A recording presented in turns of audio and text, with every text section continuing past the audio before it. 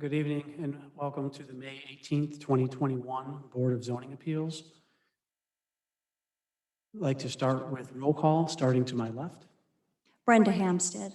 Hodge Patel. Todd Chernick, Stephanie Butler. Jason Cole. Kim Keller. for the record, note that Don Kurt is absent this evening. If you'd please stand and join me for the Pledge of Allegiance.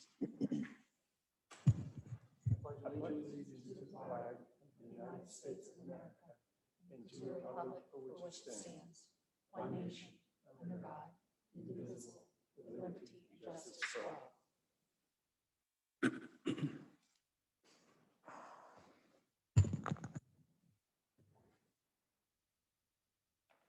I make a motion to approve this evening's agenda as published. Second. Any discussion? All those in favor of approving the published meeting agenda, say aye. Aye. Opposed, say nay. The motion passed unanimous. Item number 5 on our agenda is approval of our April meeting minutes. If you were in attendance for our April meeting, please feel free to vote, otherwise abstain. I'd make a motion to approve the April meeting minutes as published. Second. Any discussion? All those in favor of approval for the April meeting minutes, say aye. Aye. Opposed? Nay. Oh, sorry. And abstain. How many abstain? Stay. You have 2 abstain, Kim Keller and Jason Cole. Both were not in attendance for the April meeting. Before we move into item 6, consideration of primary variances, I just wanted to point out that the Board of Zoning Appeals is a quasi-judicial board comprised of resident volunteers of the city of Milton. The board is charged with hearing requests for variances from the standards of the zoning ordinance and appeals of administrative determination. With regard to decisions on primary variances, the board's basis for decision is provided by these 4 considerations. A, relief, if granted, would not offend the spirit or intent of the ordinance. And B, there are such extraordinary and exceptional situations or conditions pertaining to the particular piece of property that the literal or strict application of the ordinance would create an unnecessary hardship due to size, shape, or topography, or other extraordinary and exceptional situations or conditions not caused by the variance applicant. And C, relief, if granted, would not cause a substantial detriment to the public good and surrounding properties. And D, that the public safety, health, and welfare are secured and that substantial justice is done. I'd like to ask staff to please present V21-09, 200 Tor Court. V2109 200 Tor Court are requested variances to allow the lot coverage for a CUP zone property that fronts a public street to go from 20% to 25%. The site is a 1.026 acre lot located on the north side of Wayside Drive and west side of Tor Court. The property is zone community unit plan, in short called CUP or CUP, and is located in rural Milton Overlay District. Per section 64, 1141D1B, the lot coverage cannot exceed 20% for the properties that front on public streets. The owner applied for a full permit in January 2021. The proposed lot coverage was over 20%. So the applicant was offered various solutions to reduce impervious area. The applicant requested a variance to allow the lot coverage to exceed 20%. The site plan received with the original variance application on April 4th is shown Exhibit A. It shows the pervious full deck area of 565 square feet. However, it was not included into the total impervious calculation. The city's plan review engineer maintains that a flow well system is required underneath the pervious pavers to achieve the proper impervious surface.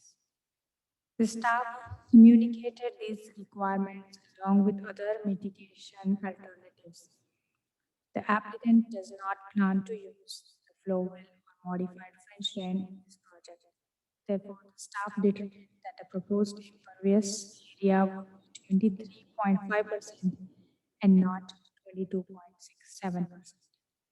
On April 29, the applicant provided a new site plan with an added pool house of 25 by 30 feet.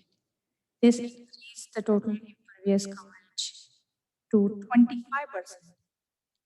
The updated site plan is shown in Exhibit B. Details of the pool house are shown in Exhibit C. After the DRB comments, the applicant proposed removing a part of concrete walkway, the ball court, and the pool house.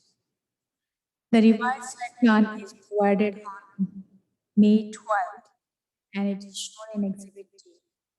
The owner is adding 1494 square feet and removing existing 471 square feet of impermeable surface.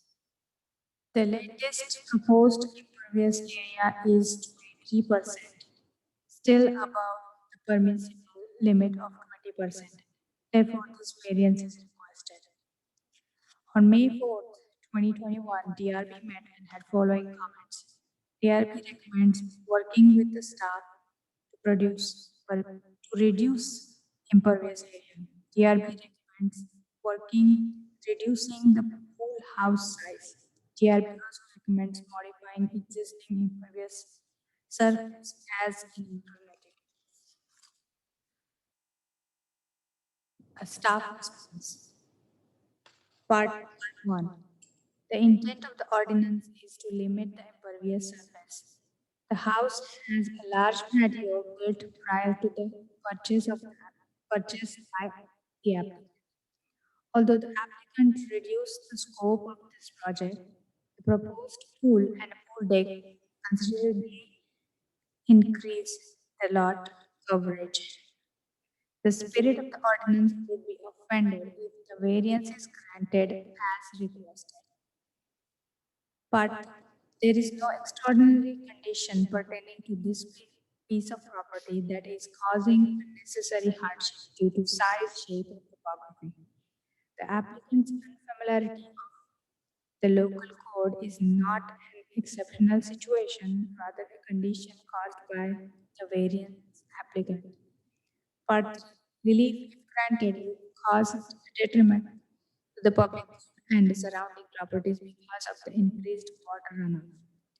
For the public good, the lot coverage is limited to 20% for the properties facing the public road. Part 4. The public safety, health, and welfare are not secured, and substantial justice is not done by allowing a substantial addition without any serious mitigation to go with it. Staff recommends denial of the variance. If the PCA approves the variance, staff recommends following conditions. Staff recommends that applicant utilize the flow well system or modified French drain with the pervious pavers for the deck to control the water runoff. Before we move into questions for staff, can we get a different microphone for staff? It's very choppy. I'm seeing head nods in the audience. I imagine that was an issue. While we're waiting on a microphone for staff, I will note this meeting is recorded. It's live broadcast as well. It's available on via Zoom tonight. So you might ask me, I might ask you to show things, and that's for the benefit of the public who may be watching, who also has an opportunity to comment during the public comment portions. Now that staff has a microphone, are there any questions for staff?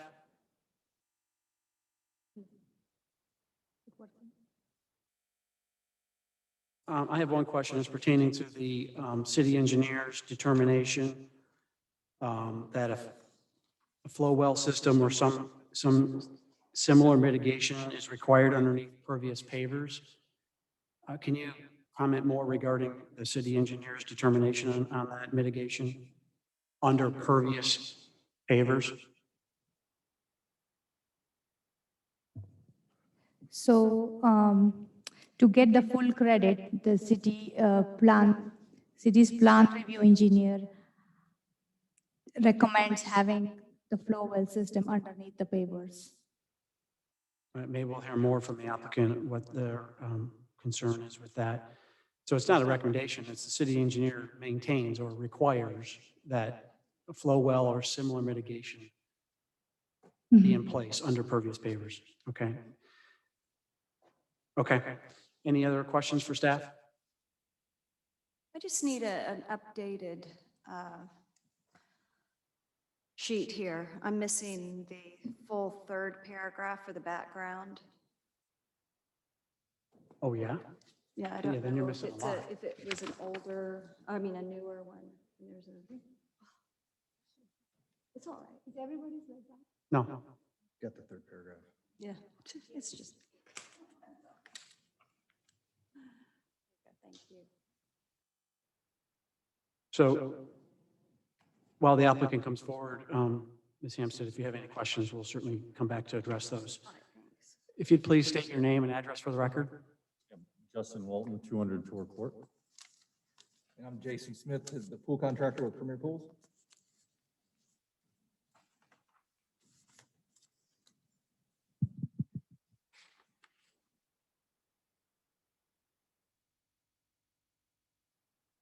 Okay, you want to kind of fill us in on where we're at? It looks like this has evolved a little bit, so Yeah. get everyone on the same page. Yeah, I think just hearing from both of you about the requirements, we didn't know with pervious that flow system was a requirement through the city, so we're happy to add that. Okay. It does affect your calculations in a pretty significant way. Yep. All right, any additional details that you're, Yeah, all right, well, then we'll ask some questions. I'm sure we have some. Are there questions for the applicant?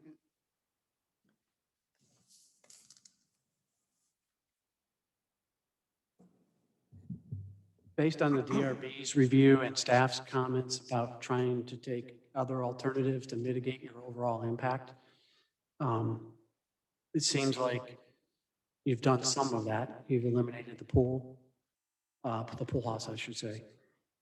A concrete surface that was there for a ball court and some of the concrete walkway. That still puts you in this 22 to 23% range.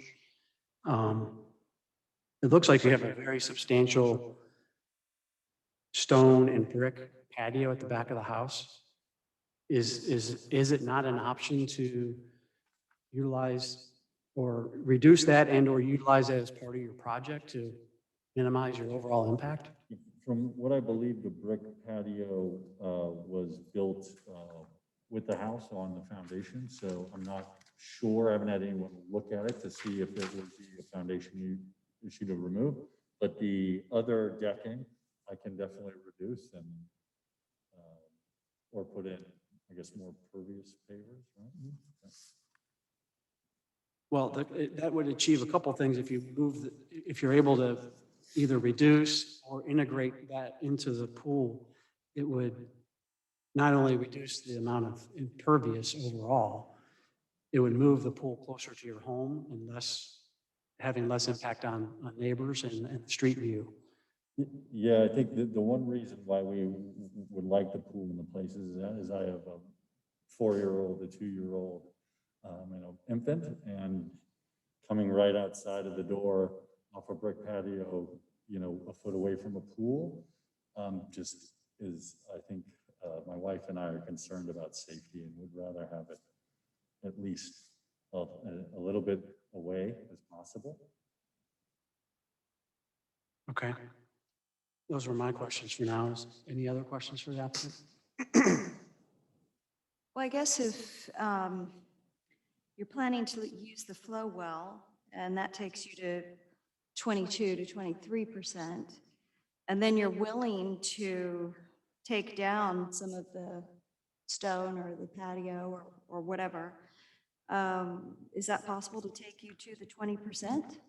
Well, the house was already at, I think, Yeah. 20.73 when, just by being it built. So I don't think I could, unless I started removing the driveway and things of that nature, which I don't know that the HOA would quite enjoy that. So I'm fine with it. I don't know what the neighborhood, I don't think that would be appreciative. I started taking away front sidewalk in front. Right, so before this project even started, based on the area calculations in your May 12th Exhibit D, you're at 9268 in impervious against a total square foot of 44,000. So you're right, you're 20.7 to begin with, before you even started this Yeah. project. And we do have, I mean, a storm well drain as well, on the, I can't look at this map, on the Quayside Drive side. That's shown for water runoff. I don't know if that helps. And it is a slanted lot. Our whole lot slants down to that area where that storm drain is. So or if you, could we put the site plan, May 12th, Exhibit D on the screen? And we're not here to solution. We're asking for alternatives, but based on DRB comments as well as our own.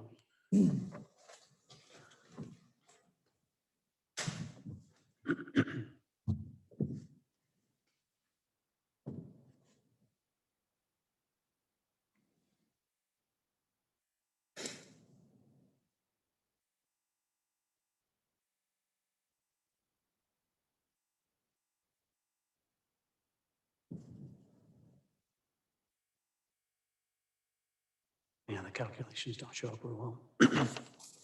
So can you go ahead and point using, help us understand some of the orientation of the topography of your, So basically, where the pool is now, that's the highest point of the entire lot. Yep, And everything's drained down into there. to the storm drain here. From the original plan that we had given, this is a basketball court right now, how we purchased the home, where that is. So what we're gonna do is eliminate that, turn that into the pool equipment site, so we're kind of killing two birds with one stone. Because originally on the first, you know, this equipment pad is also adding to the impervious. So we're putting that there. We removed part of this sidewalk here. This is that brick patio he was referring to. It literally goes underneath the house screen porch, and it's all one piece. That we can't really mess with this without changing the entire integrity of probably the house or the foundation. This is an existing flagstone patio area that's butted up, and it's literally holding up with a wall, foundational wall here, because this whole area here is probably a change of 10 to 15 feet of elevation. It's all flowing this way. So when they built the house, they did build that for a specific purpose to, you know, mitigate whatever drainage or foundational problems or whatever they did. But it is more or less an integral part of that whole backyard. However, you know, he's willing and we're willing to demo this and then turn that into pervious pavers and add that to the drywall system that, you know, I'm sure engineering will be with us to let us know where, you know, where to install those. So, you know, we really have tried to massage this as best we can. And, you know, at the end of the day, with the pervious and the dry well, I mean, it's right at 22 or even below 22%. So at the end of the day, it's maybe 1% over what he's already over. I know that's not right. But he inherited something that we're just trying to make right as best we can.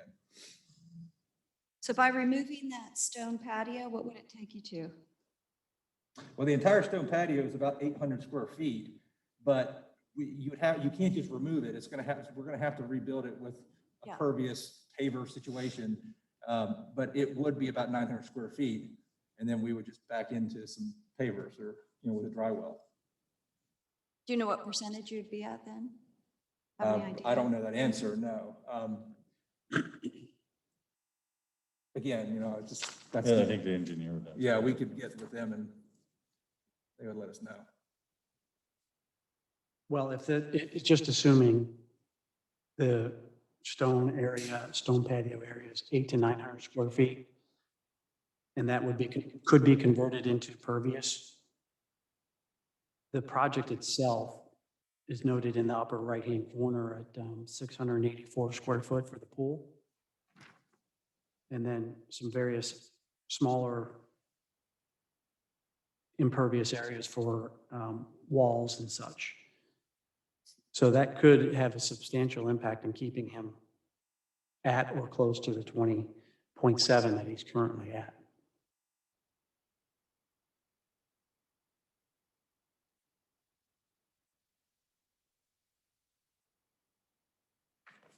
Along with the other mitigation that you're already committing to, which is removing the basketball court, removing the concrete walkway. So I think the percentage wise, it doesn't decrease. It still remains 23, but they're taking care of their runoff by having that system underneath. Understood. Yeah, well, it's going to be, it's a trade-off is what I'm seeing, maybe if I'm seeing it wrong, but if he converts the existing stone patio to pervious pavers at roughly 800 to 900 square feet and is adding 800 or 900 square feet of pervious pool and walls, then he's staying close to where he's currently at, which is 20.7. Am I misinterpreting? If I am, let me know. I think if they're going to replace the flagstone with the pervious paver, but still, if it's the same area, it's going to go into the calculation. So it's still going to be 23%, but they will be taking care of the runoff with the system underneath. I thought if it was pervious, that it didn't count against you. That's what we are trying to tell you that, I mean, this is our city plan review engineer is saying that even if they are pervious pavers, they need to have that system underneath. Right, and I heard the applicant say that they're fine With- moving Yeah. to the with pervious flow. with a flow well system. Right. For both the pool decking as well as the stone patio. Is that correct? Which would then give them full credit for that as being pervious surface and it would not go against their impervious calculations. If they went with pervious pavers and flow well. Yeah, I guess, yeah. So it'd be as though there was grass there. I mean, Right. for all intents and purposes. So would they still need a variance? Like Yeah. for the pool? The Yeah, pool portion of the Because variance? we're already over. That's why we're here. All right, so you need a variance for the impervious pool. Right, and the So fact that they were everything around over it- to begin with, and they'll be over at the end. But I thought if they made the existing patio pervious, that would offset the pool. Are you willing to sit down and do some calculations? Because, I mean, So the this, bottom, I wish some of this had already been done. right? The issue at hand here is we've gone over this ad nauseam. We can't get to the 20% or less because he's adding the pool. I mean, we've literally done the most minimal impact possible. And until the pervious paver situation counted against us, because to be honest with you, this is new. The pervious it's never counted before. So I don't know, that's why we're here discussing it. On top of being over the 20% already, had that counted, we basically would be even Steven, kind of like what we're talking about. And I think it would kind of mitigate the biggest impact here, but we really can't go any lower. We can't get to 20 without. Yeah, I think I do want to protect the integrity of the front of the house for the neighbors and HOA, like removing, I think, driveway and front, walkway is just. No, we're excessive. not suggesting that. I'm not suggesting So that. we're off the dry well system. I mean, we're completely fine installing the underground water collection systems. Whether it's overkill or not, I mean, whatever it At this takes. point, if I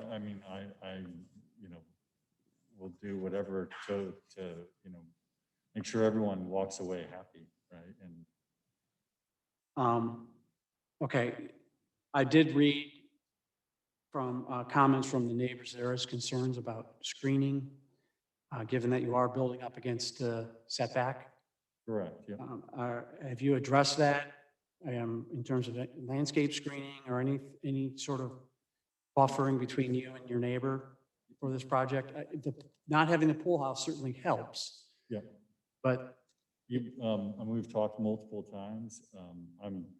As soon as we have a final approved plan, I'm definitely, plant trees, get a landscaper to talk with, sort of what is needed to mitigate sight and noise on that side of the property. But I don't know if he's not over the building line, no, so we're not really, I don't think we can enforce that on you.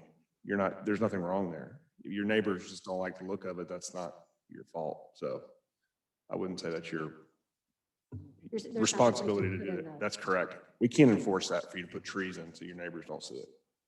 Your HOA could. If you were across the building line and you were closer to their property than you should be, then that could be one of the steps for putting in landscaping, but I would think your HOA might have some requirements for. but regardless, where I was going is, Oh. what is he doing working with the neighbor in terms of mitigation? Yeah, I mean, I'm again trying to make sure that everyone walks away and. We may hear more in public comment that we can reflect into this discussion. Any other questions? Yes, Hodge. Has this been presented to your homeowners association, or have they given you an approval at all? The primary plan, this plan has been sent. I don't have approval yet. Because I'm still, I think, waiting to see if we have to make adjustments, et cetera. But they are aware that there is a plan in place and of this meeting.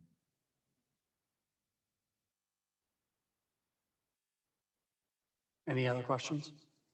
Either way, do they need to have a variance? I mean, they're at 20.7 with the purchase of the home. So Yes, they do. they get need, variance. they need something. Correct. Correct. Even if they took it, even if it was equaled out by removing the stone patio, there still needs to be a variance. Correct. Is that staff's interpretation? In order for them to gain site that is in compliance, they would need a variance. Yeah. Even if they did nothing, they're at 20.7. Behind the eight ball to begin with. Yes. Correct. Okay. But I think they're making good progress if they agree to do the flow well and to do the permeable, and they don't have a large, they have the pervious pavers around the deck, so. Right. Okay, so the order of business is, we've asked questions of you, you've shared with us more about your project. I'll open it up for public comment, and then you'll have an opportunity, if you care, to make any closing statement before we then move to our own motion. So you have a seat for a minute. Thank you. Thank you. From a public comment standpoint, we'll start with those that are in favor, supporting the application. I'd ask you to be brief or have equal 10-minute portions. The applicant's already used a portion of that. And then if there's anyone to speak in favor, in total, we'll have a 10-minute allotment for that as well. Do we have any public comment in favor? Yes. Mr. Laffin.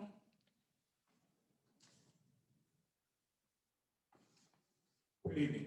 My name is Steve Leffen. I live at 16675 Quayside Drive, immediately to the left of a neighbor. I'm the neighbor that you're referring to.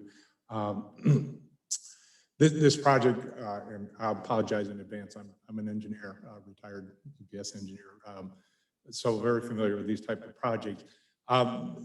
My neighbor has gone through quite a learning curve, very frustrating, and we are trying to be good neighbors with each other. I did have concerns with the pool house as well as the pool equipment being as close to the corner of my property that I use the most. It's where I have my grill and kitchen. He has worked towards getting rid of the pool house, if I understand that, and the pool equipment he has moved to the far side, which I appreciate. We've had some other discussions about some other things which we've worked through. I stand here in favor of the pool, but I do have a couple questions. As far as the landscaping comment, so there's been the removal of some barrier, natural barrier, and the neighbor has agreed in concept if it's okay with the city to put landscaping up to help with the noise and the visual component. These lots are surrounded by woods. My entire lot is surrounded by woods except in this corner now. And he has agreed to work with that, but he doesn't know what the city will let him do or not do. One suggestion I might have is doing a net zero cut and fill. So he has a pool that he's going to dig a big hole in. The lot is very, very steep. And most houses, in fact, all except one in the entire neighborhood, have the pools directly behind the home. He has a side lot configuration. I think something that would help the city with their concerns about flow and drainage, again, it's very steep, with the noise component, the visual component for us, and for a cost component for the neighbor would be to take what he digs out and berm it and then put landscaping on top of it. And again, he can speak for himself, but he and I have stood on the side and he agreed to consider that. And he's trying to be a good neighbor. I think that might solve some of these issues because there really is a pretty steep flow. He does have that drainage inlet right in the corner there. So yes, the city can't force him to do landscaping because he's outside the 50-foot barrier, but can a neighbor take exception to a variance over the 20%? Sure. So what I really want is landscaping, as he and I have consensually agreed to in concept, if it's permissible by the city. So I'm for this project if I get a landscape barrier to kind of shield some of this stuff. I'm not for it if that's not part of it. Okay, can you, using the site plan Yes. to your left? That's in the, Oh, I'm sorry. can you point to where you're located and where your concerns are? My home. There you go. My home is right, this is where my grill, I use my home right in this. So at that back corner is where you're concerned of not, okay. So it's been opened up a little bit and he's gonna put a play set down a little bit further. Love kids, family man, all that stuff is good. But there is a difference from what it used to be and trying to maintain the integrity of the spirit of the neighborhood, which is very wooded lots, or very large lots. Mine is 1.4 acres. He's been challenged by the size of his house and the size of his lot. So I don't know that there's any rift here at all, but I'm only in favor of this if there's some landscaping to project it. And I don't know of anybody that's opposed to that right now. Again, the neighbor can speak for himself. Excuse me, sir, can you clarify where you would want to put the landscaping? You showed where your house was, but can you on the? So the neighbor is very familiar. We walked it the other day, but it would be wherever naturally it would fit, but in this area to shield from the visual and the noise component, yes. So there's ample opportunity to do that. And again, minimal cost if you take the fill material from the pool, berm it, and put some trees on top. I don't think we can legally enforce that. Yeah, I think you might have more luck going through. The berm HOA. isn't going to do anything with the water. That's going to increase the, Well, some of the berm material could go in the front and it would reduce the flow rate. Absolutely would reduce the flow rate. but it's more than a 6% grade. Yeah, it's a steep grade. Right, but so flow wells, the way they work is the water absorption has to be on a flat surface so the water will absorb into the ground. When you create a berm, you're creating basically more of a mudslide. The water's not going to have time to absorb into the ground. It's going to pick up speed when it hits that hill. So a flat grade is what you need, not a hill. Okay, So put the hill to the side. Same concept. But I don't think one has to do with the other. I do. well, where is your property in elevation compared to the location of the pool in elevation? The high point of his property is ground level of my property. Okay. So I'm above him looking down, if you will. Understood. Yeah. So again, the point that I agree with this project variance if there's landscape and I don't if there's not. That's a salient point, right? Right, no, we understand that. But it doesn't necessarily need to be a berm and buffer. It could just be a landscape buffer. A buffer that does something, yes. Provides you visual and noise. Yes. Mitigation. And in the last discussion the neighbor and I had, he agreed if the city allows for that, doesn't sound like you care whether he does it or not. If the city allows for that, he's agreed to meet with me and work something out together. Understood. But the concern that I have as an engineer is if it's not on drawings, it's not the project. So I'm concerned about that. Understood. The other concern I have is the other neighbor behind him and to the right-hand side of me, back behind his pool, had to do blasting for rock just for their home construction. That had some bad effects. Actually, the neighbor's foundation had some cracks before they moved out that the neighbor fixed. And we've had some issues too. So I'm very concerned about blasting. I don't know where the codes are and all that, but if there's any way we can, and he's got a great gate with a great yard right up to get a big hole in there, mechanically remove it. But I'm very concerned about blasting there. It's real close to his house. It's real close to his neighbor's house. It's real close to me. Okay, good points. Thank you. Thank you. Is there any additional public comment in favor? No. No, And how about online? On Zoom? no. Okay.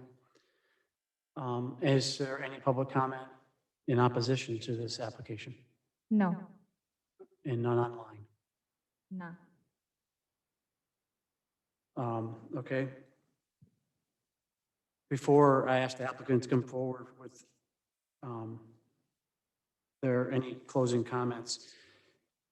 Is there any restrictions or what restrictions, protections might there be for this comment that was raised regarding blasting during the construction of whether it be a residence or a pool? Is that limited? Other than the noise. We have but, noise ordinance. We'd have to check on that about the blasting. I do know that in the past, when developers come in to do a full development and they do blasting, they'll talk to the fire marshal and other people. But as far as individual lots, I'd have to check on that. Yeah, so the noise isn't the concern, it's the repercussions to other properties, whether it be their foundations or windows or what have you. Right, correct. And I want to make clear, is there any restrictions to that in the case of constructing a pool? I would have to check with the building department. I can't answer that. And do we know if they're going to be blasting? I was going to ask the applicant Oh. that, so I figured I'd give them some time to think. All right. Can you address the landscaping request? And the berm, yeah. I mean, I mean, we don't have anything exactly in the code to say no berming, but we highly discourage berms to be created, especially with landscaping. I think your point was well taken that we would encourage them to plant material that would grow quickly without a berm and to help stabilize it instead of increasing that potential for runoff off the berm. So.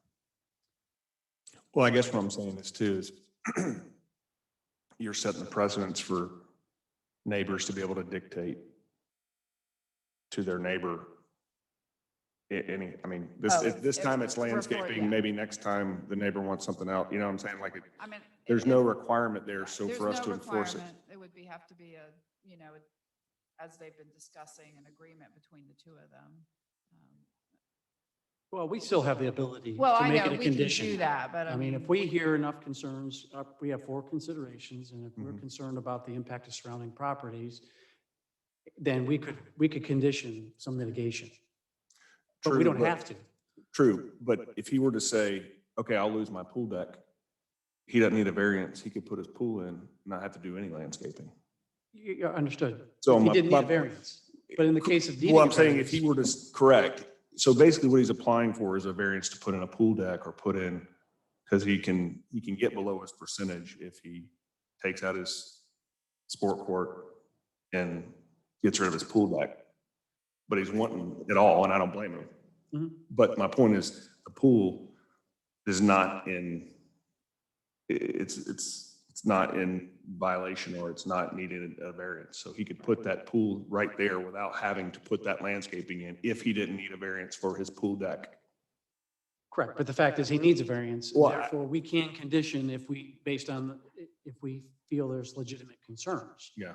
But we're not obligated to, and the cities doesn't need to mandate it No, I either. get it. I just wonder if we're setting a precedence for. I'd ask the city attorney to weigh in on that. I think maybe that you're both right. I don't know that setting a precedent of establishing conditions on approval of a variance would be any sort of precedent we'd be concerned about. It would be applied to each situation for whichever variance is requested and whatever the surrounding situation for that particular property may be, whether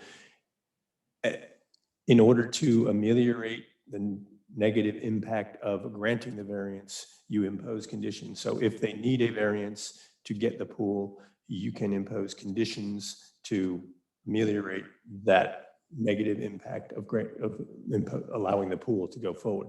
If they don't need the variance, then obviously you wouldn't be in a position to impose those conditions. The city wouldn't impose them if a variance weren't required. In this case, I understand they're already over the 20% limit. So in order to make whatever changes they're doing at the moment, based on their plans, they need the variance. In that case, this board could impose conditions if they felt that it was causing an impact on a neighbor and they wanted to ameliorate that impact. We've done that, not that this is precedent, but we've done mitigation of that nature for accessory structures that are, close to property lines, providing a screening from the I think- road, et cetera. And I know we have, but that's usually when they're encroaching. This is not encroaching. I think that's your point. Exactly, yeah. This is a totally different variance. It's about runoff, so now we're making another condition that really doesn't have to do with the original nature of the variance request. And, so I understand both points. Yeah. Yeah. I think the city attorney summarized it well. So thank you for that. And I think we're also looking at number 3, the consideration of relief if granted would not cause a substantial detriment to the public good and surrounding properties. And that's where we're trying to help or assist with that by, requiring some sort of screening. Or at least hearing the neighbor's concern for. Yes. And plea for that. Okay. With that, I'd ask the applicant, sure, I think we've. One thing though, I need to add, I didn't want to go there, but Yes, and please make it brief. I will, but this is very relevant. So longleaf pine trees larger than I was going to address all that. 12 inches were cut down in the spot that I'm talking about. We're briefed on that, and I was going to address that with the applicant as well. Okay, so that's part of why this landscaping is relevant. I didn't want to go there, but there were. I'm going there. Okay. So as you come forward, it was noted that there's been some tree clearing, I think in the area that's of concern. And I also read from the packet that there was at least assertions, and I'd like your perspective on this, of placement of playset in that 50-foot setback area. The drawing is still there. The drawing is- Can you speak to both of those points, the tree clearing and the location of that, as well as the potential for a playset and where that might be located? Yeah. Map is- It'll switch.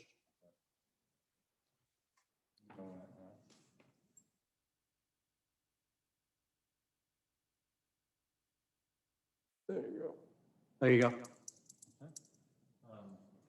So on this side of the property over here, there were 2 pine trees that we had, when we moved in, wanted to put a place set in for and remove to put the place that right in this area here.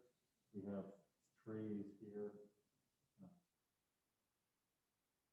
But it was approved. We didn't know if we needed permitting or anything like that. That's about as far as we've gone. We haven't put in a set or anything like that. So that's the extent of the tree removal, was 2 trees?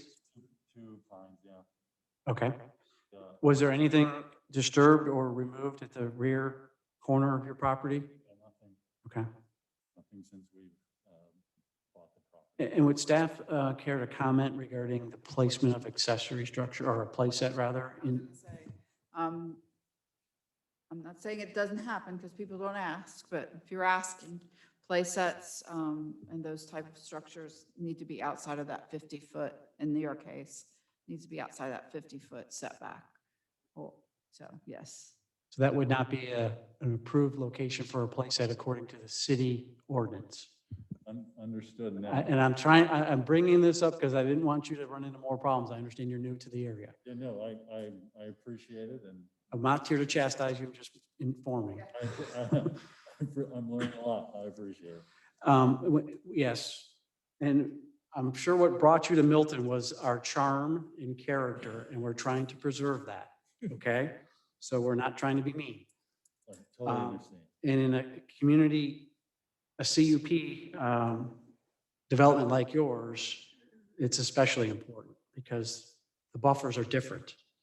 The side yard buffers are closer than in most cases.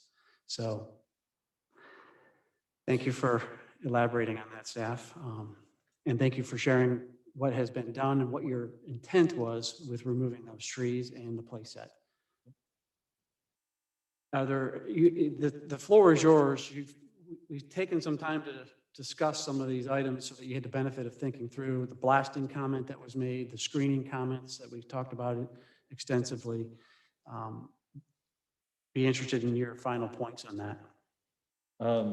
Yeah, I think this has been a learning process, you know, before purchasing the house, knowing sort of what we wanted to do, and then, you know, coming across this and understanding as I've been going through and working with everyone who's been great, you know, I really am just trying to walk away with, you know, how can, you know, my family, you know, get a pool for our kids to play in and a house we think we could live in for a really long time, and you know, everyone be okay with the way we went about do that, including, you know, all the neighbors on every side in the city. And that's my intent. And in terms of the screening request for noise and view from the neighbor, what's your position or sentiment on In that? that corner that he pointed out, there is heavy foliage. And like I told him, if I have to plant a couple of trees there to add to that, I'm happy to do so within, I think, reason, right? I think, you know, he has wide open space as well. He's told me he's purchased some trees too. So, you know, I think both of us together can, you know, come to an agreement there. Okay. Yeah, have you, are you aware of the cost of these flow wells? I just, it may be worth, they're not at least, they're not inexpensive. So just putting so many steps on this thing that it outweighs the value by putting in landscaping berms and flow wells and all that stuff to where it just becomes not feasible anymore. It's kind of what I was trying to. Well, I think our only option then is to sell the house and move somewhere else. You know, I want to do it. Yeah, no, I We understand that. So, I mean, unless you want me not to be a resident anymore, then that is what will happen. No, I'm very well, yeah, I would be in your favor to give you the variance with the flow well. I just didn't know if you had checked into those yet. I built them several times for Cobb County and a few other counties. Now, we would need to get with, you know, stormwater engineering and whomever, so they can calculate how many we need. I mean, typically in a situation like this, it's 2 to 3 to 4 max that are 45 or 55 gallon drums that are buried under the ground with a rock base, and they just flow well out. That's kind of what they are. So, I mean, I've given him kind of an estimate of where we're at in ballpark, and he said he's fine with it, but we will need to get with engineering and let them, they'll be the ones to tell us whether it's 3 or 4 or 5. But I mean, from my experience from the past, you know, I'm guesstimating that it's going to be 3 to 5 based on the ground clearance here. And you've guesstimated an estimate for your. Yeah, but he's obviously, this man here, he just wants to do what he has to do to satisfy Yeah, the at this, city. at this point, I think, you know, like, what the cost is the cost. All right, well, we're not going to be unreasonable with you either. I think, That was, wanted him to be informed. that was my point. Yeah, I didn't want to put so many steps on this thing that it becomes, well, now it's not worth it. We've got to spend X amount before we can even start the pool. Okay, any other final points? And then we will move into taking a motion once you're done. You're good? What are we going to ask Any about final blasting? questions? Sure. For the blasting situation, I mean, I built 600 plus pools in my lifetime. We've blasted up in North Georgia mountains, not blasting. I've hit the hardest rock you can imagine, and there's other ways to go about it. So blasting would not even be an option. We would use hoe rams, heavy machinery. He's got plenty of access to get in to use that machinery if it even happened. But again, that would be a reactive situation, but it would certainly not be blasting on a site that small. It just wouldn't, and we're not even going that deep. And we're building into a slope. So probably 30% of the entire pool is already going to be excavated because of the way the slope of the yard is. So I don't anticipate it, but if it happens, again, we would use a hoe ram or a commercial grade jackhammer type situation. I would never blast. And for the record, he said if he does blast, that he's gonna buy my pool, so the pool is free of charge to me. That is on the record. Yeah, I did put that on the record. Okay. Any other questions for the applicant or staff? Okay, you can have a seat. Thank you.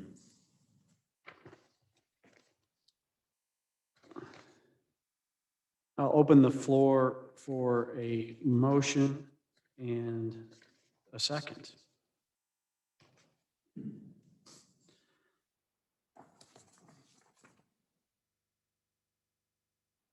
I'll make a motion to approve variance VT or V21-09, 200 Tor Court, based on the site plan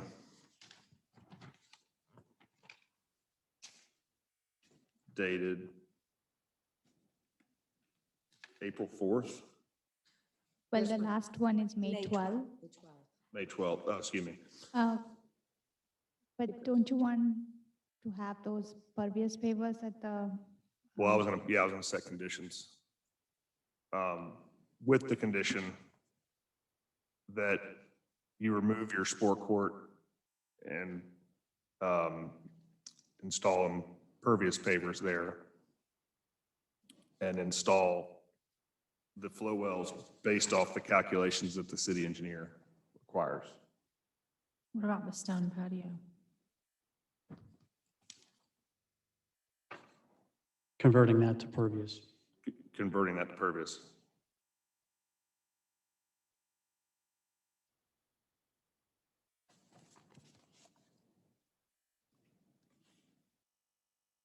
Yeah, I'm reading, so. yeah, I'm just doing the calculations. Yeah, converting the stone patio to pervious pavers as well. With flow well or similar mitigation. Well, that would be up to the city engineer, right? So just with the condition that the city engineer sizes the flow wells based off the calculations.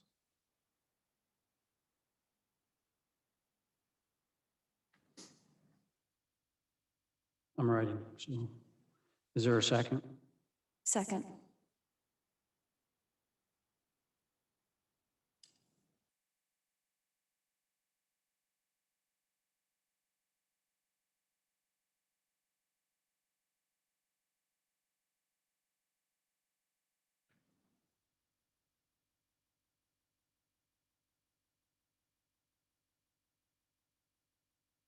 So I've got to, motion to approve based on site plan received May 12th, 2021 by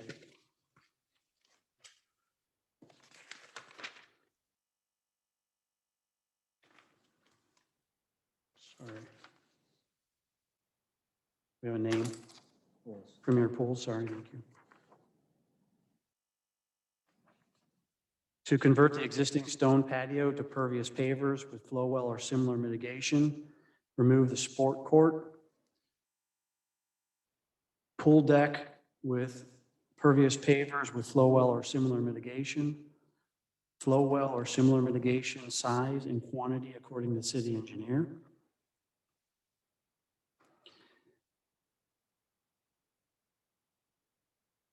I would add one additional, I'd like to add an amendment to request the removal of the concrete walkway,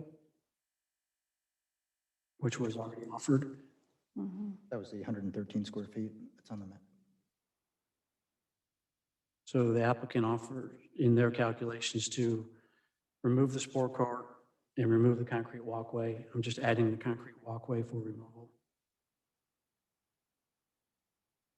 as an amendment. Second.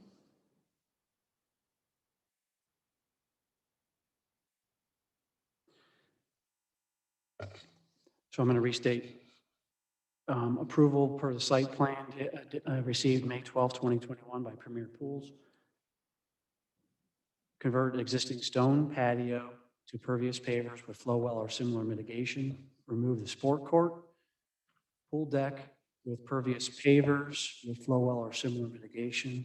Flow well or similar mitigation, size and quantity according to the city engineer.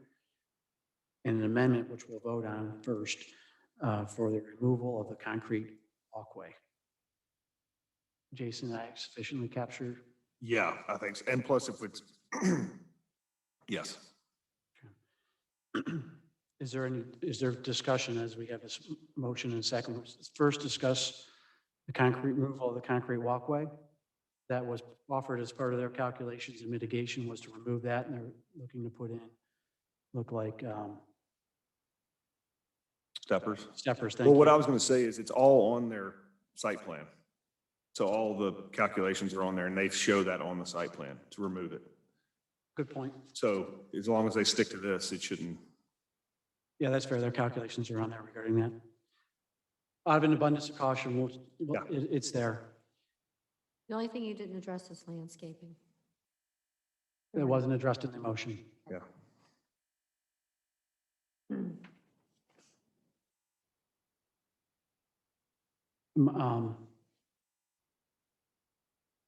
In terms of, so let's, before we vote on these, we have 4 considerations. The spirit and intent is topography and the site conditions, impacts to the neighbors, and public safety, health, and welfare. And I think as we've talked through with the applicant tonight, and they've offered some mitigation on their own, and we've added some additional with the pervious pavers and the flow wells. We're falling within the spirit and intent of the overall percentage. I am entrusting that the neighbors will be neighborly in terms of the mitigation regarding view and noise. But otherwise, I think he's got a tricky site to do what he's doing, and he's offering to change some of his existing site in order to accommodate this. Change it in a positive way for mitigation. So regarding the amendment of removal of the concrete walkway, I'll raise that for a vote first.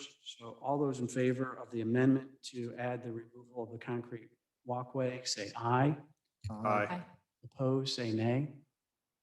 That motion passed unanimous. So now on the overall motion to approve with conditions, and I'm not going to reread those conditions. All those in favor of approval with conditions, say aye. Aye. Aye. Opposed, say nay. Motion passed unanimous. Congratulations on your project. Please work with staff going forward. It'll save you a lot of headaches. And good luck. Welcome to Milton.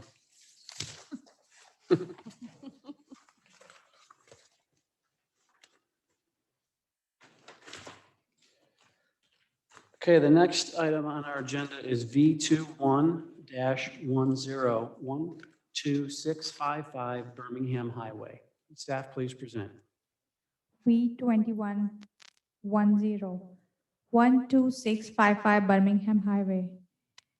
Requested variances are to allow all wall signs to be made of transparent white Lexan and vinyl, to allow internal illumination of all signs, to allow the 48-inch diameter sign to remain on the architectural feature, and to allow an additional wall sign for a total of 4 signs. Now, before I go forward, I want to pull a document here for you. This is a code sign ordinance for Crabapple Farm-Based Code District. And I have also printed and added to your packet. It's the last document, and if you turn this to second page, you will see highlighted section. So this is what the ordinance says for the wall signs. Wall signs shall not have a changeable copy. Did you guys find it? Okay. If illuminated, wall signs shall be externally illuminated and directed downward. Wall signs shall not cover architectural features or details and not extend beyond the roof line. Wall signs can hang from the building. Wall signs faces shall be made out of wood or other material which has the appearance of carved, distressed, or sandblasted wood as approved by the director. A business may have one wall sign. The sign can be flushed against the wall or it can be hung from the building. The size shall not exceed 3% of the applicable wall. The area of the door and spandrel glass panel are excluded from the calculations of the applicable sign area. Single-tenant buildings and end units of multiple buildings, multi-tenant buildings may have an additional wall sign. Businesses whose primary entrance faces an interior parking lot or courtyard may have an additional wall sign.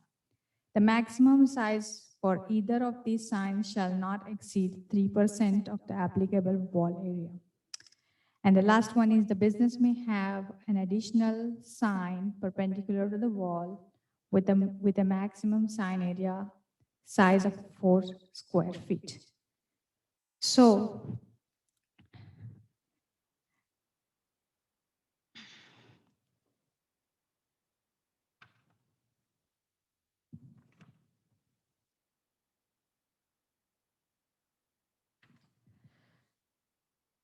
the site here is 3.8 acre lot located on the east side of a Birmingham highway. This property is zone T5 transit zone of Crabapple Farm-Based Code. The sign ordinance for the Crabapple Farm-Based Code district is applicable for this property. Per section 64, 23, 25, B4, wall sign faces shall be made. Oh, I think I read this. I just read this, right, over there? Yes, you don't have to repeat that. Okay, I don't have to read this again. So the applicant is occupying and, okay. Hold on. Okay, the applicant is occupying an end unit of the multi-tenant building in the Crabapple Market development. Nevertheless, it is the only shop on the first floor of this building, and the first floor is built lower than the street level. The applicant is proposing 4 signs. 2 of them are 30-inch diameter signs on the 2 sides of the building. One of the 30-inch sign is facing Birmingham Highway, and the second one is facing the interior parking lot. The third sign of 48-inch diameter is posted on the door facing the courtyard that is accessible from Birmingham Highway sidewalk, as well as the interior parking lot. Pictures of the signs from the various roads are shown in Exhibit B. All of the signs are made of Lexan or vinyl with the Starbucks logo printed on it. The signs have built-in LED illumination, which is currently turned off. The applicant would need the requested 4 variances to use these signs. The building elevations with the signs are shown in Exhibit A. On May 4, 2021, the DRB met and had following comments. The DRB recommends approval of the variance for the material and the number of signs. The DRB recommends approval of the variance for a sign on the architectural feature of the building. The DRB recommends external illumination for the signs.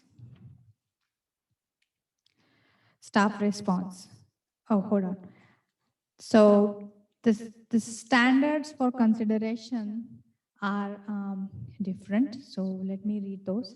The approval of the variance for the signs is based on the following considerations. Relief to this article may only be granted where existing foliage or structure bring about a hardship whereby a sign meeting the maximum letter size, square footage, and height requirement cannot be read from an adjoining road. Or the application of the particular provision of this zoning ordinance to a particular piece of property due to extraordinary and exceptional conditions pertaining to that property because of its size, shape, or topography would create an unnecessary hardship for the owner while causing no detriment to the public good. So the staff response is for the request one, the proposed sign, although not made of wood, does not cause detriment to the public good. The overall sizes of the signs are smaller and the colors are complementary to the character of the Crabapple Form-Based Code District. Also noteworthy is that the owner has chosen the trademark logo instead of large letters for the sign. Therefore, the signs made of Lexan and vinyl may be allowed. For request number 2, in the Crabapple Form-Based Code District, only the external illumination directed downward is allowed for wall signs. There is no hardship arranging the external lighting. There are no exceptional conditions that require internal lighting since the shop is operating between 6 a.m. to 8 p.m. daily. Therefore, it would offend the ordinance if internal illumination were allowed.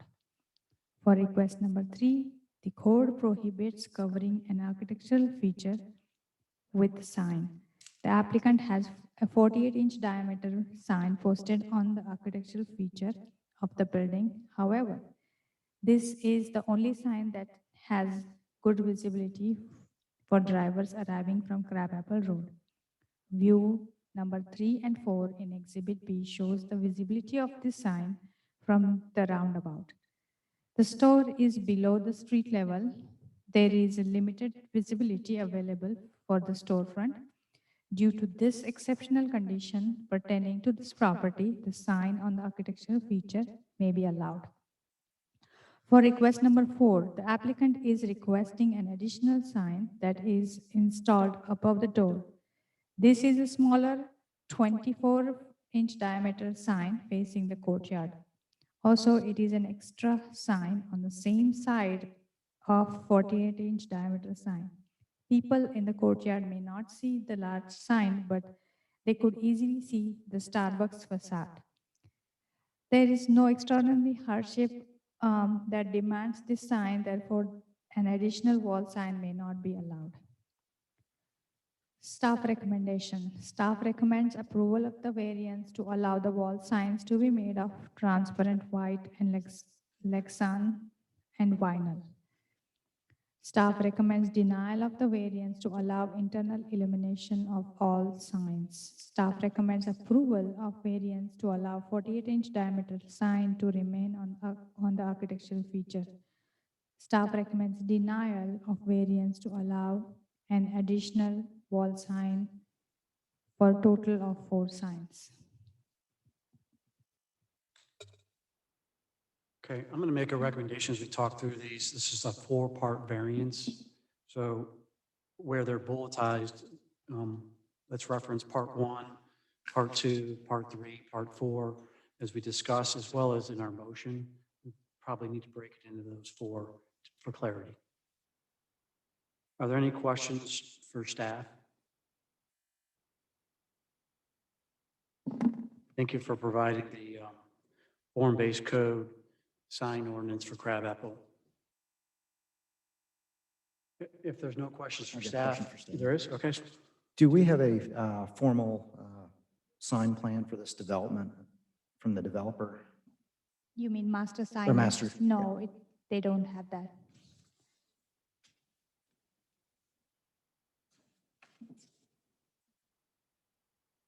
This looks to be the first tenant in this building. It was the first to open. Yeah. There's a couple other ones that are. It's the first one to open, the first one to have a sign. Right, right. Yeah. First come, first served. Isn't there so many square feet that can be allowed for the building? And based on the square footage of the space is how big the sign is allowed to be? Would they be taking somebody else's space that's not in the, they'd be taking somebody else's sign space? If we So were to they're- give them more? Does that make sense? Yeah, so they are allowed 3% of the applicable wall area. So it's not just a percent, it's not just a certain amount of square feet for the entire building and they all have to share based on the square footage. So my question would be, if we gave them more square footage, would somebody else in the building be having to sacrifice some of their? They are okay as for their square footage and the size of the signs. They do not violate any of the code. Just the number. Right. Can, The on your number of signs. pictures? They're not, to answer your question, they're not taking Okay, signage space away from they future don't- tenants. got it, yeah. On your pictures, do your pictures relate to the 1, 2, 3, and 4? So like on page 8, is that the number 1 variance or? No, No, those are just the street views.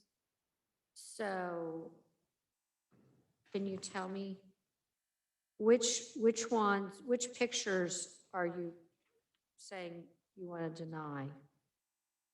Okay, so if you look at view number 2, page 9, Yep. there is a small 24-inch diameter sign on the door, above the door. That's a small sign in the courtyard. I mean, the door opens in the courtyard, and it's staff's opinion that that is an extra sign that they wouldn't need. So the one in the courtyard you're saying should be denied. Mhm. It's an excess. Yeah.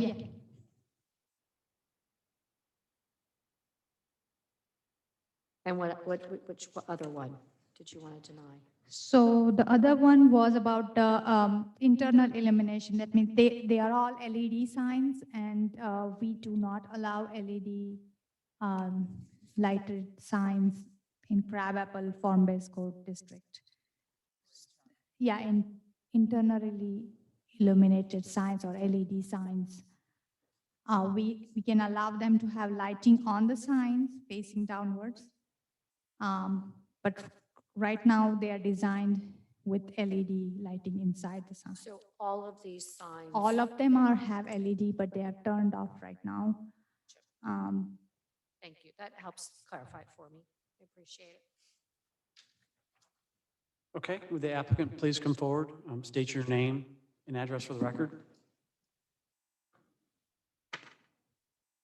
My name is Brian Simmons. I live at 615 Doris Road. All right, what do you want, if, help us in those 4 parts, can understand where you're at on this. Yeah, we, when we were originally designing the space, you know, we had the architect, the building developer, and the Starbucks design group all coordinate, come up with the sign plan.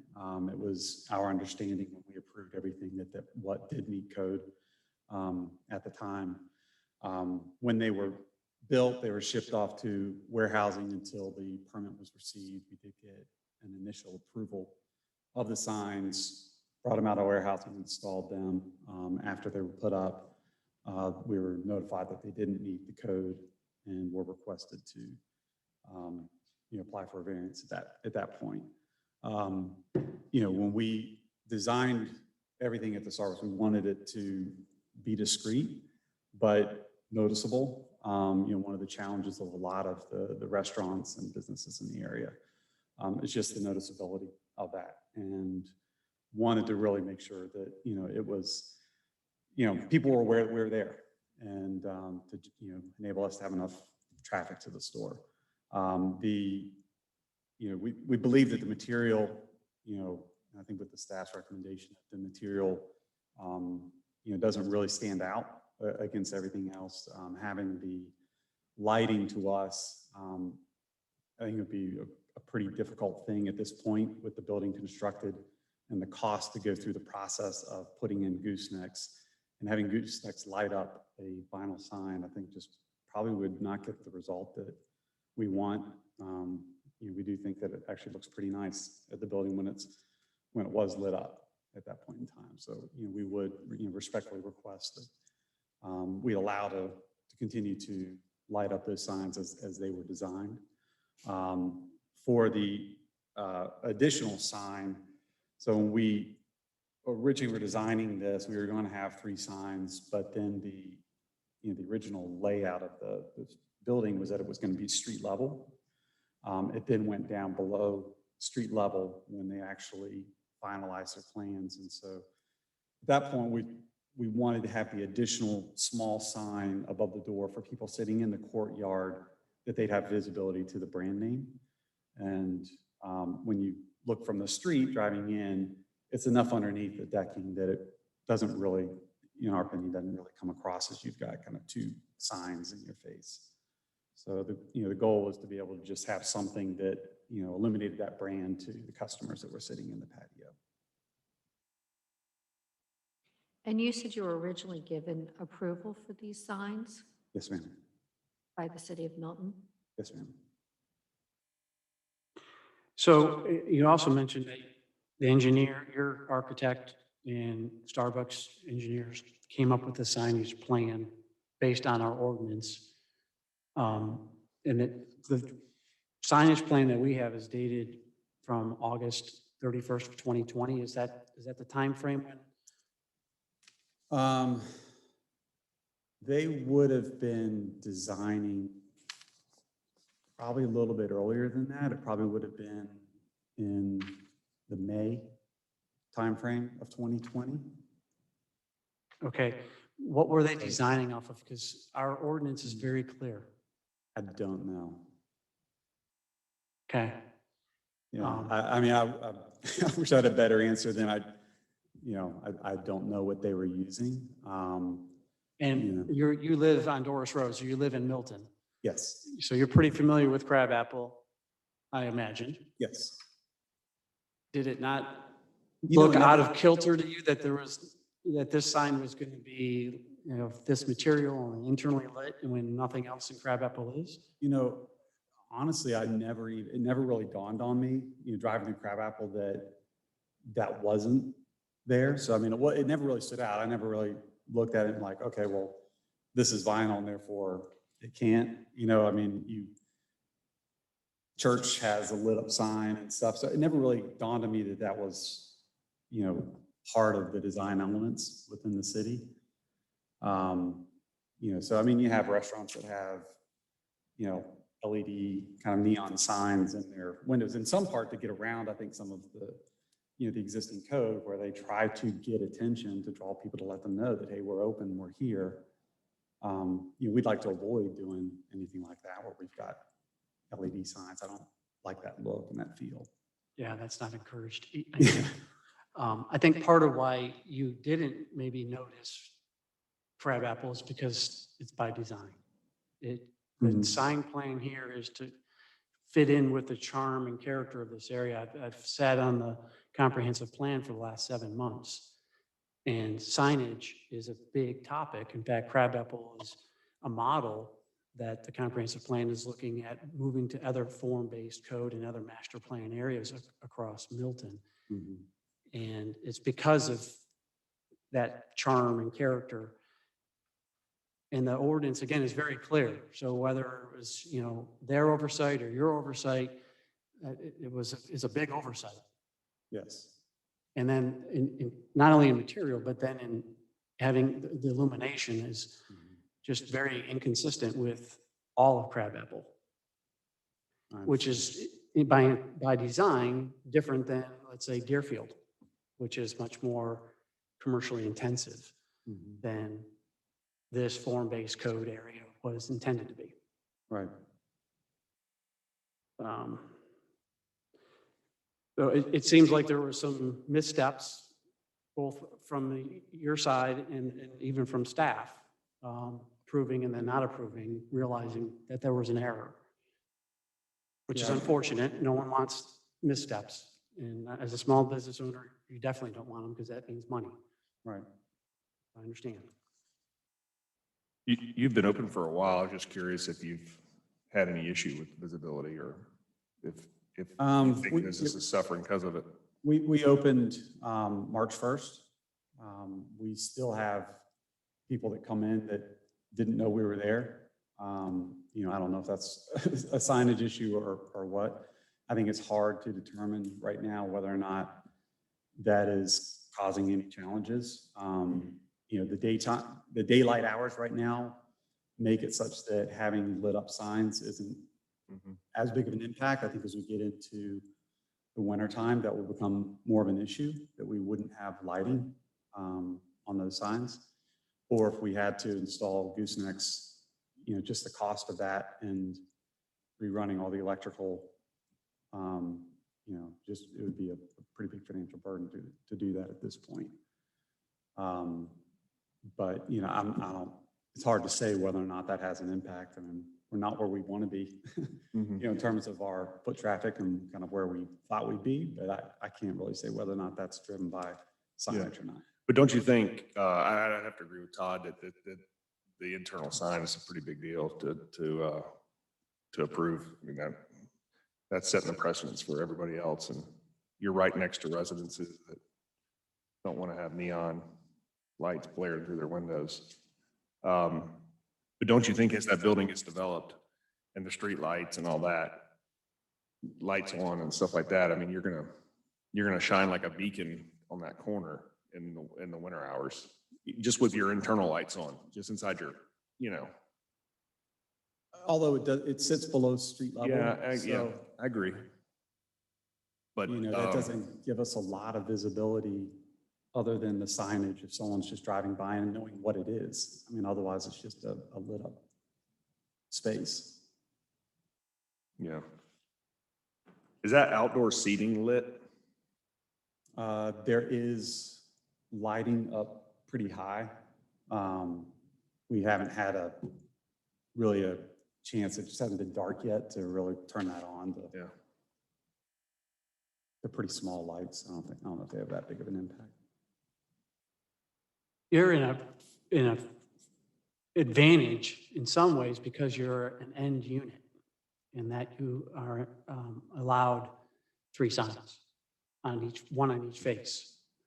Whereas the tenant next to you is only going to get 1 on Birmingham Highway and 1 in the parking lot, right? And so on down the line. Yeah, I mean, I anticipate they wouldn't put one on facing the school. The other tenant next to us is also an end unit. Is that 1 unit? So it's two halves. Correct. Okay. Fair point, though. That's then they would also be entitled to have 3 if they wanted to have 1 facing north on Birmingham Highway. Okay. You understand the threshold that we have got to get through in terms of like our criteria is part 1, you know, is there something that's obstructing the view, existing foliage or structures, which that doesn't apply here. And then part 2 is there's a particular provision in the zoning ordinance that to a particular piece of your property, that's something that's extraordinary or exceptional about it that would cause us to overturn the ordinance in your case. Those are pretty big hurdles in terms of signage. I would say that the trees that were planted by the developer, as they grow though too, will reduce visibility to the building. Have you, Member Patel brought up about a master sign plan for that complex. Have you been in any conversation with the landlord regarding a master signage plan for that building? The only Or the thing. collection of buildings there? Yeah, I'm not aware of any sign plan when we were originally going through negotiating the lease and going through their plans for the space. You know, they had renderings that had, you know, like big blade signs on the corner of the building, things like that, that were lit up. You know, and I think that could have been some of the confusion, that we thought that was generally what was going to be done there. You know, we obviously didn't want anything that in your face. We wanted to be more discreet, and, you know, that was intentional. But I don't know if that came from master sign plan or if that was just kind of what they hoped it would look like. Well, I think you know now that was a little more hope than it was Yeah. reality. Yeah. I mean, not to make light of it, I mean, Yeah. you're making an investment decision based on a design concept, and unfortunately, that design concept doesn't jive with the ordinance, Understand. blades and whatnot. Mhm. You know that now. You're Yes. going to realize that now. Okay, any additional questions for the applicant or for staff? Same order of business, we'll move to public comment. You'll have a chance to make a closing comment before then we move into a motion regarding your case. So are there any other questions? You have a seat, we'll see if there's any public comment. We have public comment? Yes, we have one. Grok, Kronk. Could you please state your name and address for the record? Thank you. This probably won't make. Oh, wait, hey, and just to clarify, I should have done this. You're going to get me, aren't you? We've consumed a lot of time for the applicant of the 10 minutes in their favor. Just hold on. We need to provide an equal amount of time for those in opposition. Are you speaking in favor or in opposition? Opposition. Okay, is there anyone here speaking in favor? No. Is there anyone online No. interested in speaking in favor? Okay, so you have up to 10 minutes, assuming there's no one else here to speak against, to speak. Okay. My name is Greg Kronk. My wife Mary and I live at 600 Hickory Mill Lane over in the Birmingham area. And I will be brief because most of my thunder's already been stolen by you guys. Like it's already been said, we have a really well-written sign ordinance in Milton. And for the overlay district here, I'm really proud of what somebody's done in the past.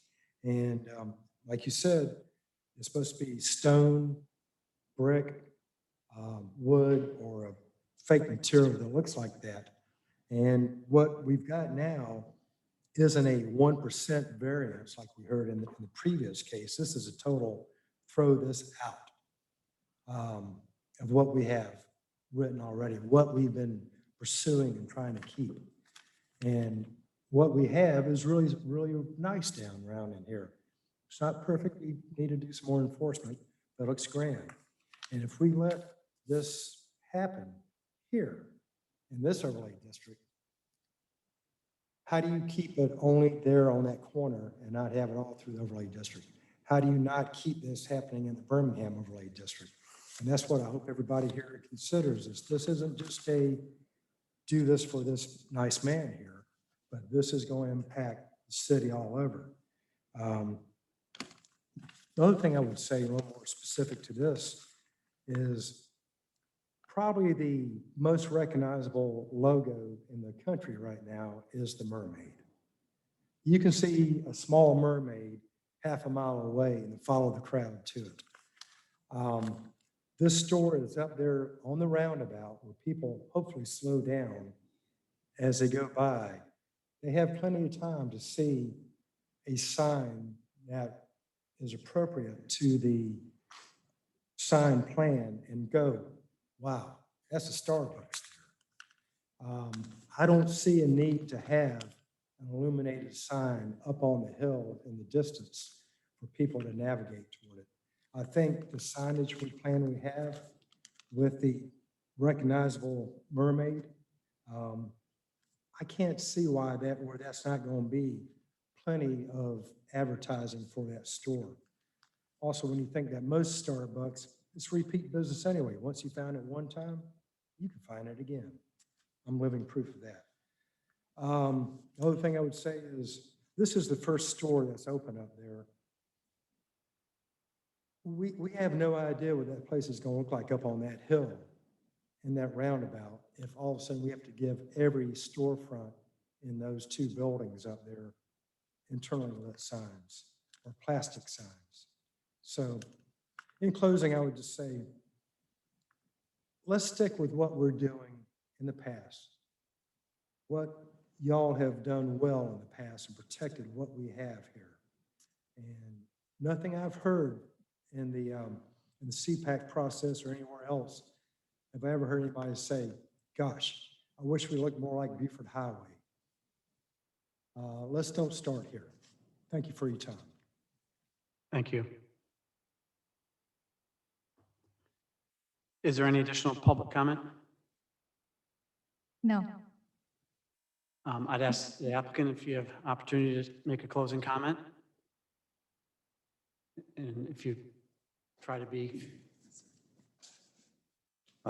Yeah, I would just, respectfully ask for, the consideration as we proposed, and the challenges that we faced with the original approval of the permit. And, really we would have had a chance to potentially change that had we not had that, received that, and brought everything out of storage. And the cost now to change that would be pretty significant to us. And, I think we all want to have a thriving, kind of restaurant and, retail amenities for everybody within Milton. And, I think some of the challenges are just the, while I appreciate the sign, code that's currently in place. I think it's challenging with some of the stores that just haven't had those visibility. We've seen a lot of restaurants go out of business within the city.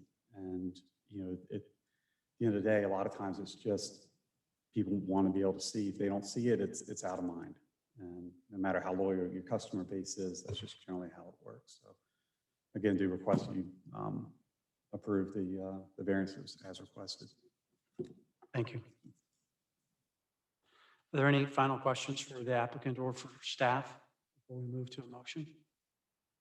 I have one question. The sign that is, you're saying is on an architectural feature of the building, is that on this page, this middle?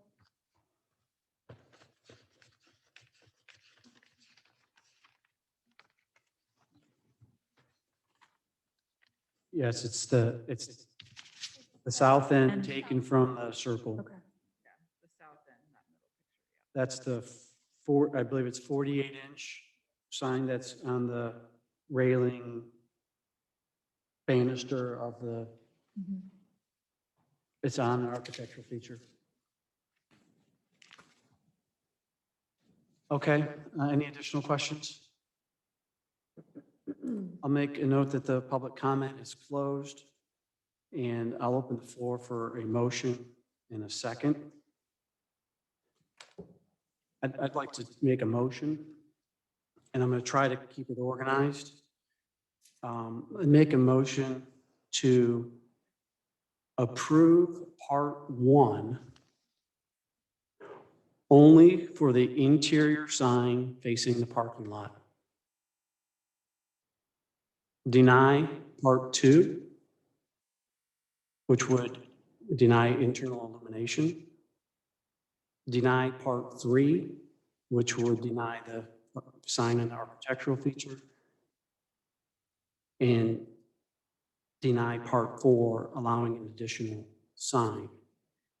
And I'd make a conditional note that the remaining street and parking lot facing signs not to exceed 30 inches in diameter and 24 inches in diameter per the sign plan dated 8/31/2020 by architect D. Tracy Ward.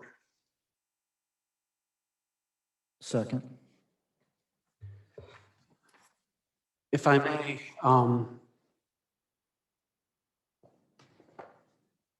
the sign ordinance and threshold is, as I stated earlier, is very strict. The crabapple ordinance is strict by design. And although I understand there is an element of financial hardship involved here in going back and redoing electrical or other things, that's part of understanding the market you're moving into.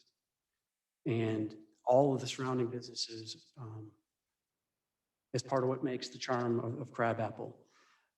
Making a provision in part one to allow for the white Lexan and vinyl sign interior to the parking lot, I feel does fit within the spirit and intent of the ordinance in the sense that it's internal and not street facing.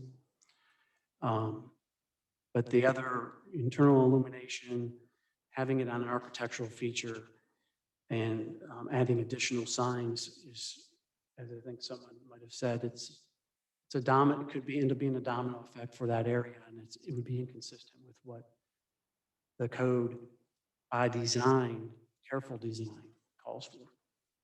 Can I ask for clarification? Are you saying he needs to replace the other signs and make them of different material? Correct. And externally illuminated. I did discuss the external illumination piece. You know, the electrical is there. It would have to be rerouted to to a downlight versus a backlight. Or in the case of the one that's facing Birmingham, it's located right below a window, which means uplighting may be more appropriate there. I would assume staff would have some flexibility in accommodating for an external lighting that's appropriate for that area without having it be a complete reload. But Excuse me, it's only allowed for down lighting. It's very specific in the code, down lighting. So I can't see that you could do it from the bottom or side. okay, well, that's internal lighting isn't going to work. Is the overarching. There's nothing that within our control really that says it can be. It can't. It's pretty. The ordinance is pretty clear. And you don't feel we have any responsibility for if what has been presented to us that he was originally given approval for these signs by the city? Can I? Oh. Well, two rights don't. We're unfortunately two rights or two wrongs don't make a right. And I understand that happened during the handoff between Cody and the recent. Well, I team. don't know. That's only what know my understanding. What I've heard tonight, and I feel financially that's a big faux pas if true on the city's part. It is a oversight on the city, but however, the original oversight was from the owner and the designer not following our code to begin with. So, that was the original error. It was compounded maybe some by the fact that the city didn't stop it. They didn't start it. The city didn't start this error. I thought they were given a permit. Yeah, they were given a permit. Right. So that means they Based on the submitted design that they plans. submitted, Yeah. which was not in compliance. Right. Yeah, but you rely on the city, I mean, to be the expert of their own rules and regulations. You can't expect others to be more competent than those who are supposed to be enforcing the rules. I understand. It is a hard pill to swallow. It's not, and it does create a financial burden. I don't think it changes the spirit and intent of what we're trying to accomplish in Crabapple.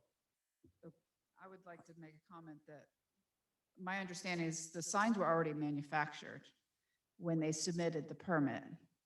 And so it's a response. Usually the process is the sign company will come with a submittal of an application with a certain type of sign size material, get the approval from the city, and then have it manufactured if they get it. And if they find that there's an issue and they need a variance, then they would come to the board, ask for a variance, and then before they proceed to manufacture the sign. It's a nice point of clarification. There's been oversights, and it doesn't replace the fact that our ordinance is extremely clear. There's not really any gray area in the ordinance, and this is like apples and oranges compared to the ordinance. Can I ask something of staff? You're not supposed to. Oh, really? We're in public comment. It's Oh, closed. okay. Well, when we're ready to go to. Well, I've made a motion in a second. So is it a discussion item that maybe we Yeah, can well, we answer? can just, yeah, I mean, because the staff response, I mean, we do sort of look at that. And for request number 1, although it's not made of wood, it does not cause detriment to the public good. The overall sizes are smaller, colors are complementary. The owner's chosen the trademark logo instead of large letters. Therefore, the signs made of Lexan or vinyl may be allowed. So I'm just trying to get some clarification on the staff response I read that as an opinion. of staff. That's how I'm interpreting Yeah. it. I mean, as I said, my understanding of the ordinance in that area is that it would be offensive to the ordinance, and it does create a detriment and a potential can of worms for that being the first tenant in a multi-building facility. And I know we're not The next one's supposed going to want it, and the to, next one's going to want it, and the next one's But going to want but it. in the past, you always said this board does not set a precedent. Each variance request is independent and, you know, one does not set a precedent for another. Yeah, I don't think it sets a precedent, but I think it sets, I think it sets the tone for that development. including having things mounted on architectural features. You might imagine the visual clutter of that as the second floor builds in, and the third floor builds in, and then the adjacent building does the same. But if they had to replace it with a wood, They're not even allowed to be on architectural features, wood or not. okay, so that one will have to come down no matter what. Yeah. And not a new one go back up. Right.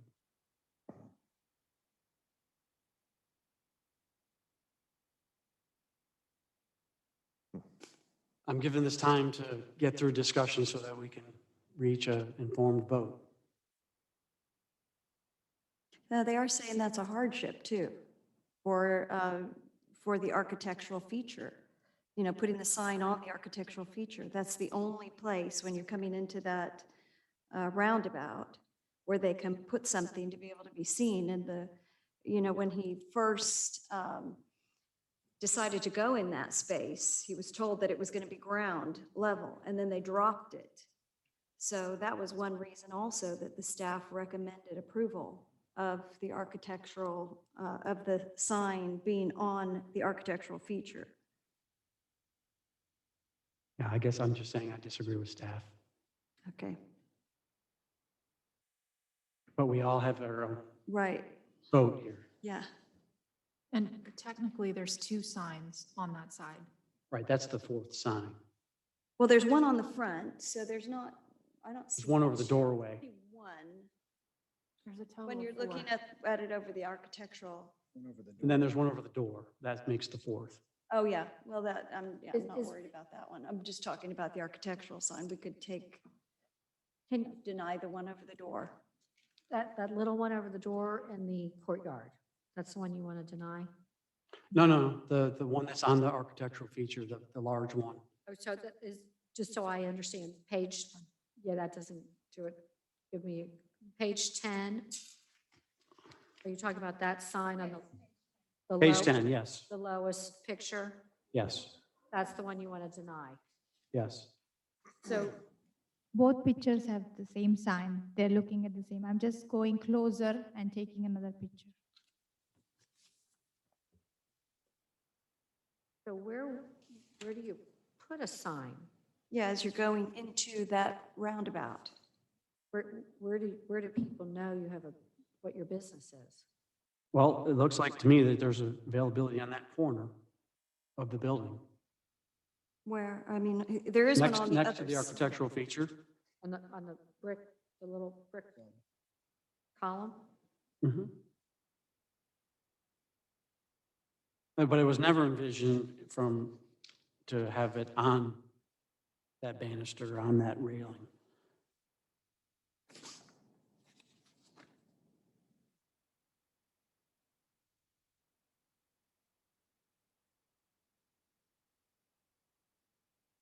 So we're not here to solve, or solution, I should say, but I do believe there's alternatives to get visibility from that direction. Well, I know we're not trying to solve anything, but in my mind, I watched the video that we were sent and, as you drive up, you can see a sign. Without that being there, I don't see another place where they could have the signage that they need. Well, I mean, you do have it on the other side of the building.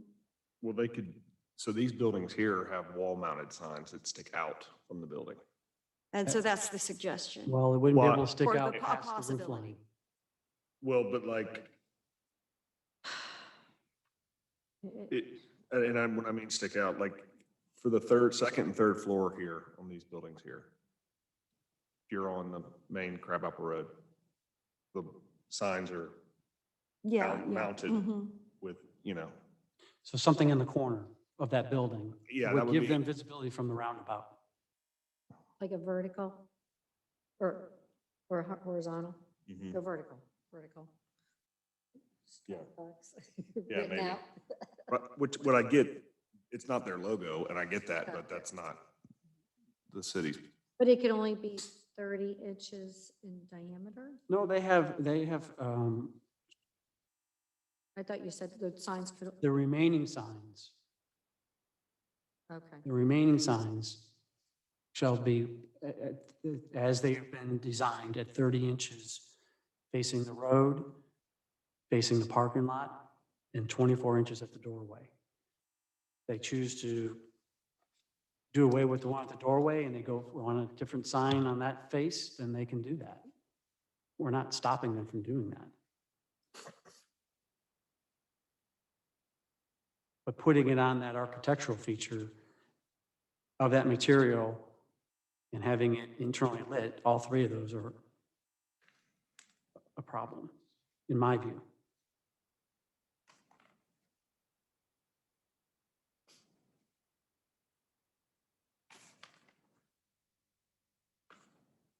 Are we ready to take a vote on this?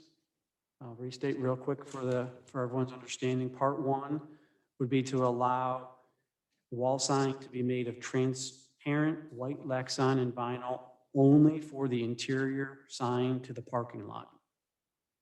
Part two would be denied. Part three, denied. Part four, denied. And a conditional note, the remaining street and parking lot signs not to exceed 30 inches in diameter and 24 inches in diameter per the sign plan dated 8/31/2020. All those in favor, say aye. Aye. Aye. Aye. Opposed, say nay. Nay. Motion passed 4-2.